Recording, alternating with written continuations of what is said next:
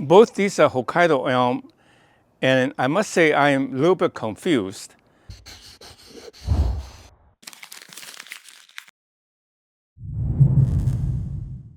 Hi, I'm miltonchang of Bonsaiheirloom. Today I work on 3 trees. These 2 are Hokkaido Elms, and I want to basically to emphasize I want our channel to serve the needs of both people starting off as well as people who are experienced. So I would emphasize a little bit of the basics of bonsai technique, like how to transform this sapling eventually into this kind of a tree. These started with that about 20, 25 years ago, and that's how much they grew, and that's how it looks. Both these are Hokkaido Elm, and I must say I am a little bit confused. I always known this very tiny leaf as a Seijo elm. In fact, I took the trouble to go out to near Sacramento about 25 years ago to buy his Seijo elm, he called it. He was an Air Force guy returning from Japan, staying in Japan for many years, and I believe he brought back the Seijo elm to promote it in the U.S. I drove out there during Christmas, in fact, holidays, and bought I think 5-gallon can, and then those are the ones I grew from that. But in the literature, the word is that Hokkaido elm is the one with the small leaves, and then Seijo elm is with the bigger leaves. So just got the 2 reversed. So I guess we don't need to settle the argument. Just say Hokkaido elm, because of the very cold weather, it developed this nice bark, and they're very desirable for bonsai. And this is the nominal one, and then there's a small variant, which I suspect is the mutation. And I have to say that this grows into a very nice tree. In fact, I think it's called Davidii, and it grows very fast, the big leaf one. And the small leaf one is a really problematic tree for making into bonsai because the branches are very brittle. If you're trying to wire it, it will break. So like this tree has never been wired. It's entirely by clip and grow because I couldn't wire it. If I even try to wire it, it will break. Whereas the regular Hokkaido elm, at least I think that's a regular Hokkaido elm, it will not break. It's like any other elm tree. So again, I'm not going to settle which one is Seijo, but anyway, to say there are 2 kinds of Hokkaido elm, one with a big leaf, one with a small leaf, and you have to be very careful with the small leaf. This is a cutting or seedling. It grew, and you can see I cut it. It was a straight up tree, and I cut it here. And then this one grew up and to be the size. So for example, right now I have 2 options. One is I cut it here and then make that the apex. You can see this tree is coming up like that and then let it grow out like that. In time you see a little jog, but it doesn't matter. The other option is I see there's a bud here, which means that they will fill out a hole here, and there's a bud below that will fill out the hole that way. So if I cut it off here, this will be coming up and this will be coming out to make out the top fill out very quickly. So that's what I'll do. And I'll cut it right here to make it give a round top as a mature tree. You can see that's done. And there's a little reduction in thickness from here to here, and that's known as taper. And this will come out, will be very much looking like that. And so I should just let it go and let it fill out. And then next time when it come out, I will cut it again. So that is the process to take a straight up tree to create the side branches. Now, how do I create a tree that's a cascade, semi-cascade style? Well, so for example, if you look at these 2 branches, this branch in essence can become this branch. And that bottom branch can be the bottom branch. So in that sense, you would take a tree, you plant it like this. You see now the tree is coming up just like this, right? And then go up, and that's this one. And then this one comes down like that. So if I want to do that, I'll let these branches grow bigger, and then I cut it, and that's what I'll turn it into a cascade, semi-cascade style. That's how you do. The tree all started straight, but you prune it, you modify nature rather than changing nature. If you give nature a chance to grow the way that it wants to, then not all your tree will look alike because every tree grows differently and you're capitalizing on its growing characteristics rather than force it, bend it to get it the way you wanted it.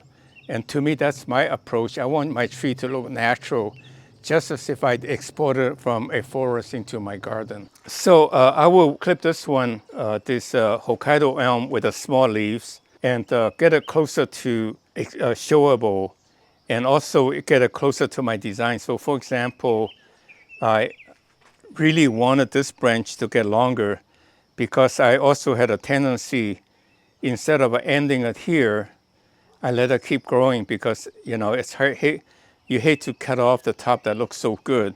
And yet pretty soon the top is a little bit too high. And I wish this one's a little bit longer. But it doesn't matter. I can rationalize, say this is just a branch. So now it's fall time. With all the leaves gone, I can cut off a lot easier all the redundant branches so that when it fills out, I can get exposed a little bit more of the trunk rather than everything hidden in the dense leaves.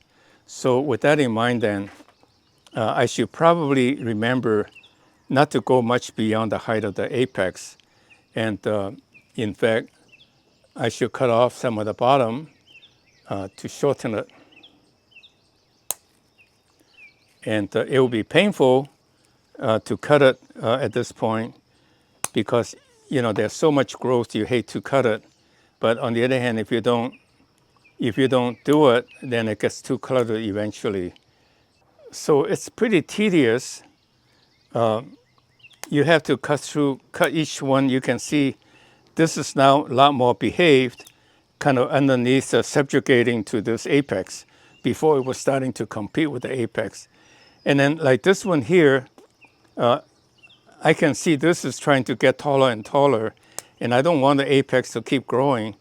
So I try to clip off a little bit so that it doesn't grow as much, and also keep it kind of small.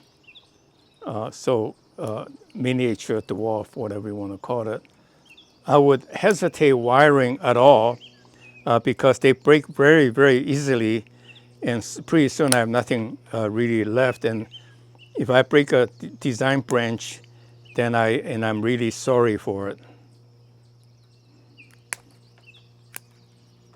And like this one, I probably need something to fill here.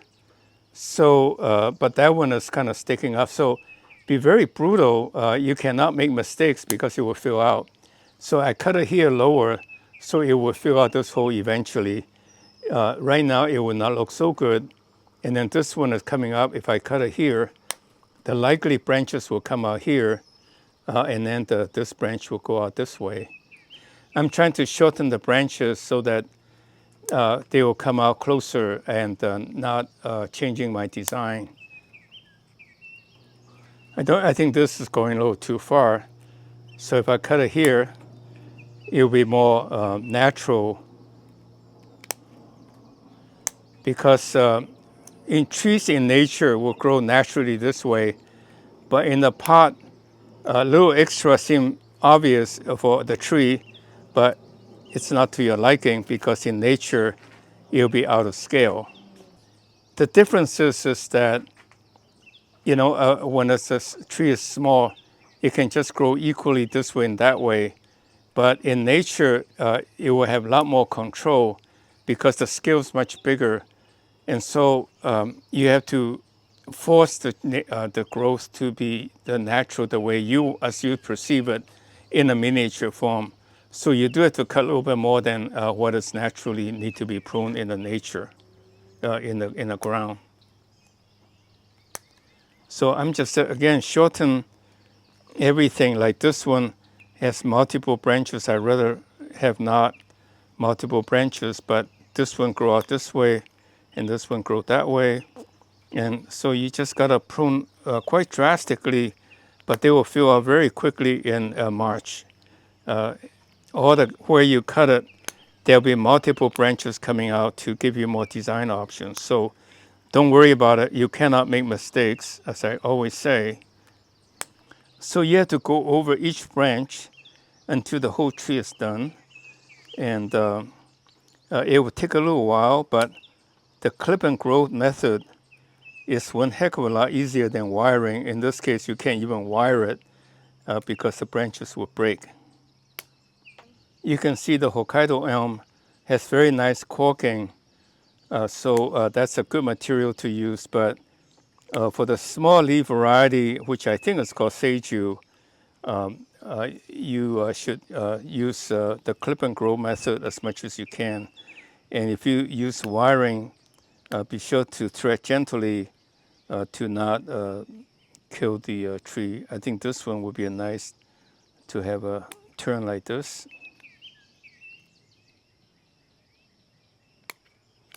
Now I will work on this Hokkaido Cork Elm. And looking at this tree, I'm not sure. Something about it I don't quite like. And so this is winter time. I can use this opportunity to repot it. So instead of taking out of the pot, let me play with it while it's still in the pot to see if I can reorient it a little bit.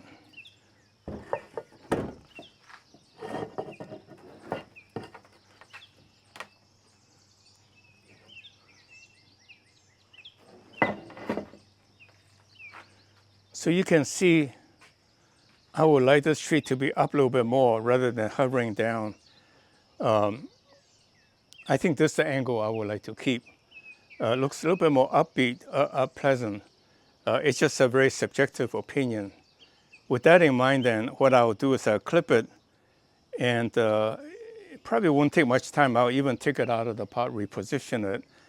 But I will put it back in the pot next week, during the week, and then I may show you at the Q&A what it looked like the next time.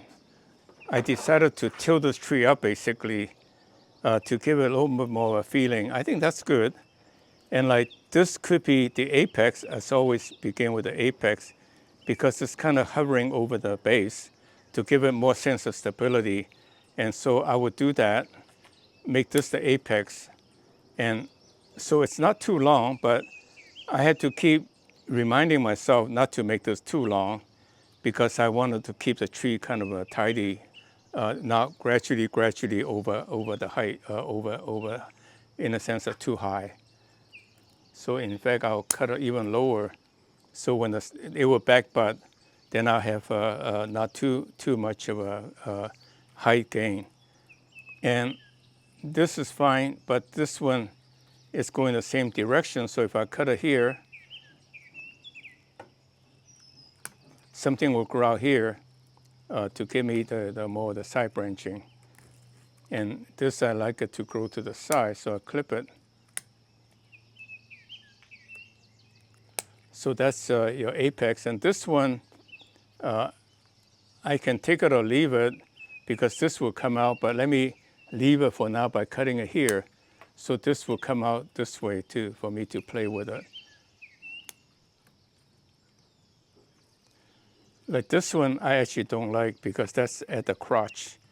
Generally, they don't like to come out in the crotch, but I think for the sake of this design, I think I'll keep it for now. So this one, actually, it's a dead. So I can kind of just crack it.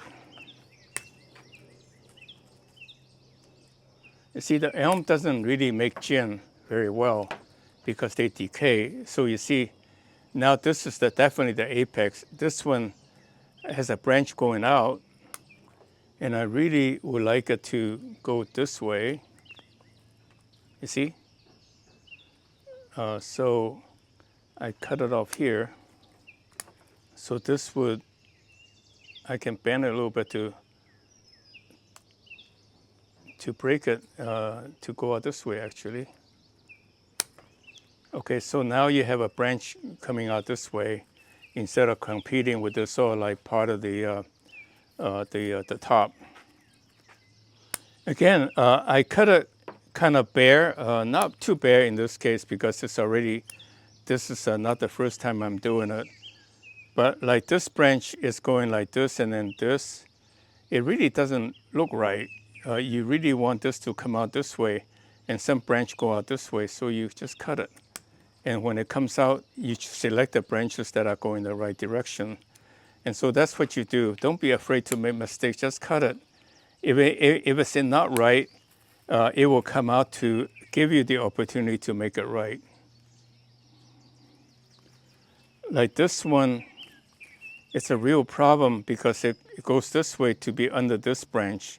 And in nature, they don't like to grow underneath of it. So this branch will likely to grow faster because it's open.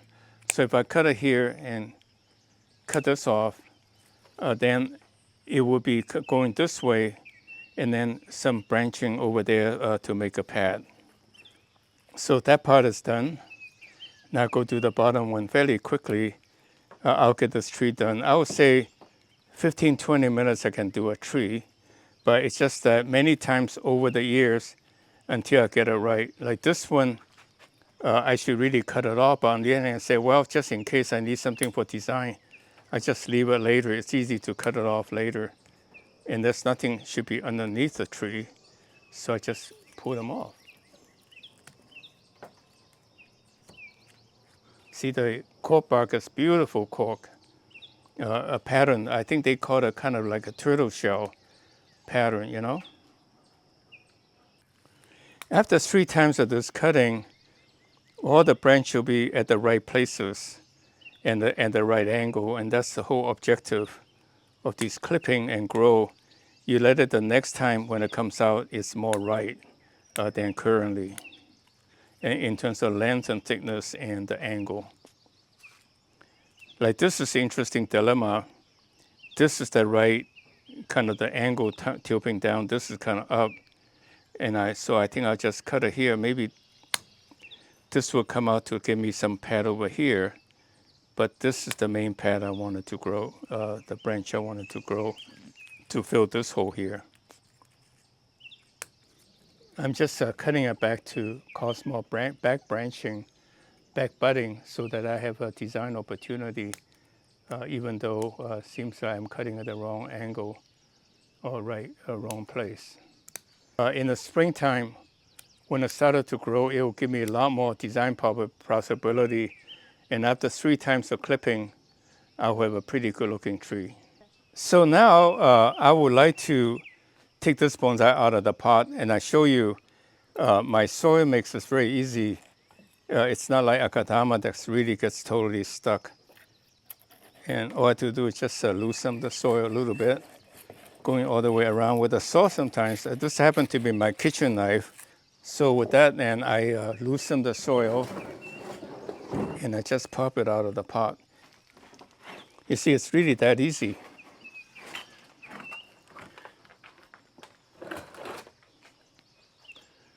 And I have, you can see the mesh below for root pruning. I can just pull it off. This has been in the pot for maybe 2 or 3 years, maybe even 5, but it's so easy to cut it.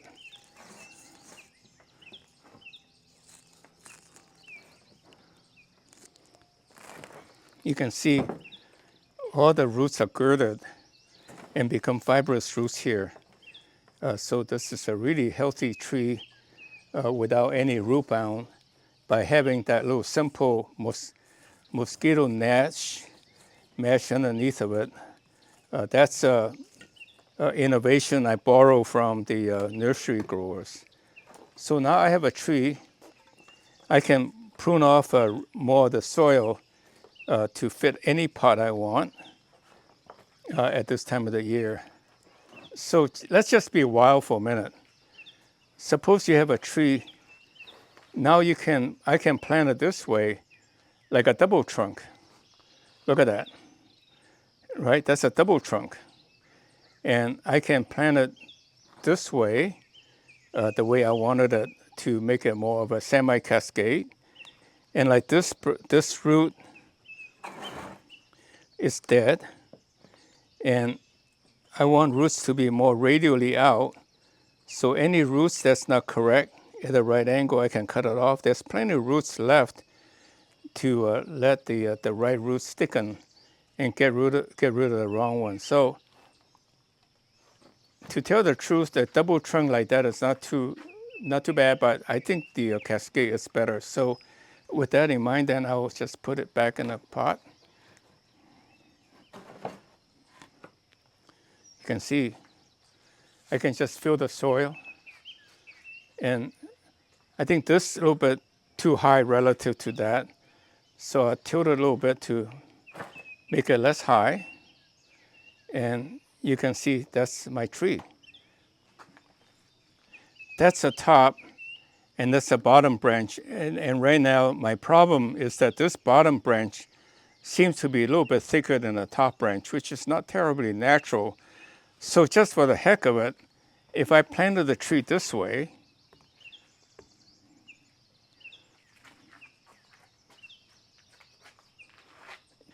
my conclusion is, in fact, try to reorient the tree this way, and maybe even this way. Make this the apex, make this the branch going down, this branch going that way. So today what I did is that I have two Hokkaido Elm. One has, both have cork. One has smaller leaves than the other one. And again, I'm a little bit confused, so we are all confused which one is Seiju. But I suspect the smaller leaf is Seiju, but never mind, to settle that argument, I would say, if you work on a smaller leaf cork elm, be a little bit careful, don't use wiring if you can, because the branches tend to be very brittle and it will break very easily.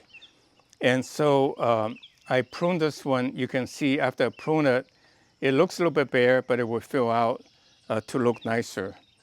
And then I also started off with this twig, this sapling. What I show is that I cut it once here, and it grew up, and then this was tall to thicken it. Then I cut it here, and then it was side branch again. So pretty soon I will have bottom branches. I made the wire a little bit to push it down, but then I will have a canopy, a nice little elm in a bonsai pot. So I thank you very much for watching today's video. Click like if you think I'm informative and you like my video, to give me some encouragement. And please subscribe to our channel and tell a friend about it, because we want to build our bonsai heirloom community to promote bonsai, to make it a more popular hobby. And please send us your mailing address or email address so that we can notify you. So thank you very much. I hope to see you next week.